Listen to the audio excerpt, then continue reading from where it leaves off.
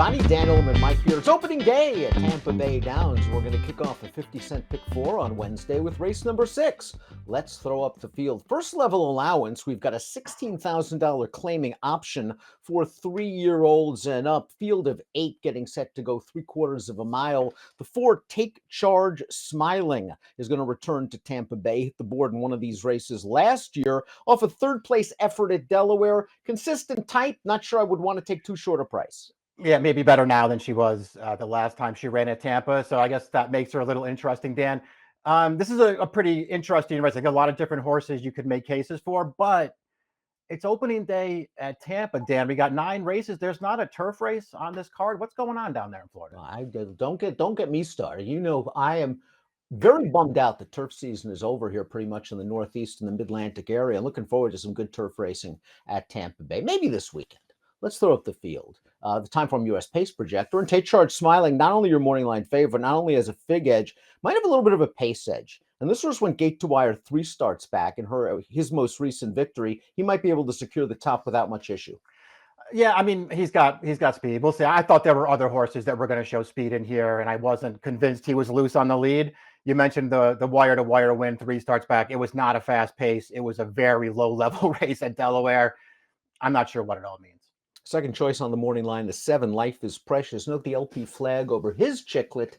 That indicates that he has the fastest Timeform US late pace rating. Let's start things off with the number 1 Song Runner. This 20-1 shot might be getting a little bit of class relief, shipping up from Gulfstream Park. The horse that beat him last time out came right back to win a 12,500 open claimer there with a 78 buyer speed figure. Now, we haven't seen this horse in a while, and there were a lot of minor awards on his record, but it's nice to know he's won at Tampa in the past. He's got speed when he's good, too. So I feel like if he is in form and ready to run one of his good races off the layoff here, Dan, maybe you'll see him go forward from the rail. As you mentioned, he's got a few races on the go back that would give him a real chance in here. By the time they got him to Tampa Bay last winter, sort of felt like his form was maybe tailing off a little bit.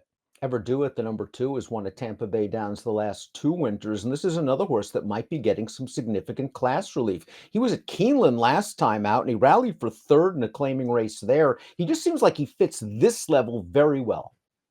Yeah, that's what I thought too. I mean, I know they've been running him, they've sort of been dropping him in class recently to, sort of find the level where he really fits, Dan, because he certainly wasn't competitive with entry-level allowance horses in the spring.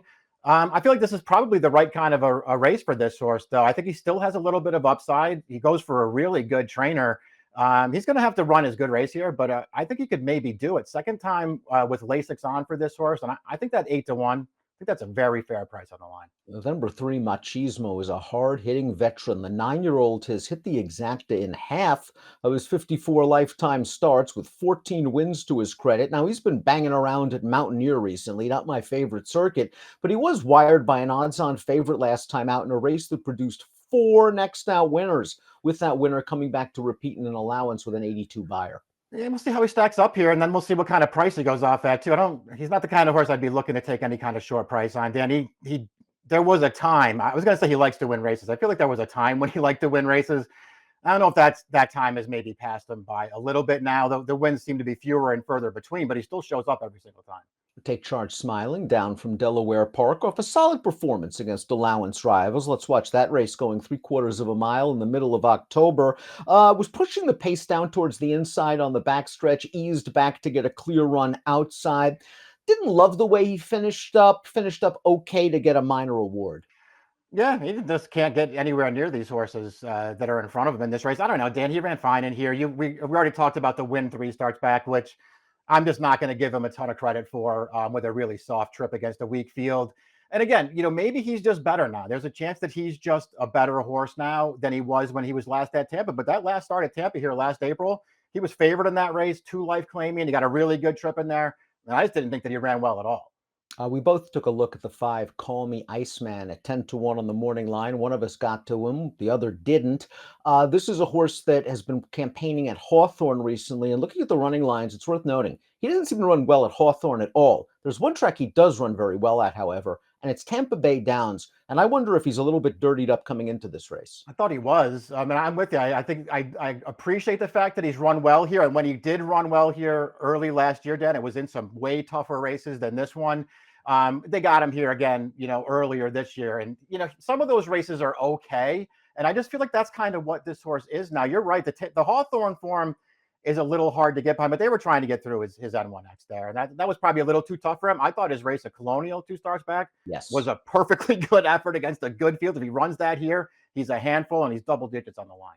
Yeah, 80 Beyer speed figure in that race, and he was in with a big chance turning into the stretch and just got pipped late by a closer. Again, he bobbled a little bit at the start last time out at Hawthorne. The 6 is Osprey. Not sure Osprey really fits Delaware. He's sort of a late running sprinter, and Delaware's a track that often favors speed. Here's his most recent start back in the middle of October, and he worked out an inside out closer's trip. He's widest turning for home. He has a lot of work to do, and he's going to grind his way up for second. So he's coming into this race in good form. We'll see what sort of setup he gets. He has shown tactical speed in the past, though, however, Mike. I just wonder where it's been the last 2 starts. I'm worried about that, too. And he does eventually get up for second here. I mean, I would look at that short comment that they gave him there and take it with a grain of salt. I wouldn't call that closing strongly, but he got up there for second. He ran fine. His overall form is really solid. He's very consistent.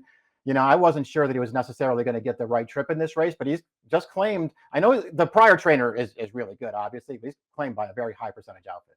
Life is Precious is the number 7. He has the fastest time form U.S. late pace rating, but he's still eligible for a non-winners of 2 life, and he's going to be facing some hard-hitting multiple winners in this race. He's coming out of a start at Gulfstream, a first-level allowance, where he ran pretty well. He had to come about 4 wide into the stretch, and he gets bumped a little bit right here by this horse to his inside. Don't really think that affected him too much, and then he gives an even finish. You can make the argument that he was perhaps in a little bit tougher in this spot, and as a lightly raced 3-year-old, he does have some upside. Yeah, I agree. I mean, I'm happy to consider this class relief. I don't love that performance that we just watched there. Maybe it was just a little bit too tough for him, but it seemed like he was coming with some momentum there. And then I just didn't really love the way he finished that race. Listen, he's still lightly raced. Maybe he takes a step forward here. It's not like he has to improve a ton if he's going to beat this field, but it's your call if you want this horse as the favorite.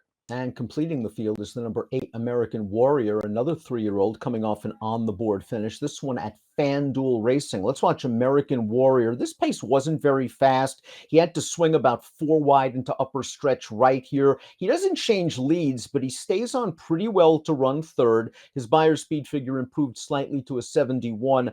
This is a horse, another one that has shown the tactical speed in the past, but they've been successful with him rating. It'll be just interesting to see what tactics Gallardo wants to use. Yeah, I do like the fact that he can be closer to the pace. I'm not sure that, necessarily that taking him back has necessarily worked for him. I know that he won 2 starts back from well off the pace. That seemed like a race that really set up well for him now. I don't know. He makes plenty of sense in this race. Then I didn't think he was impossible in here. I didn't quite get to him.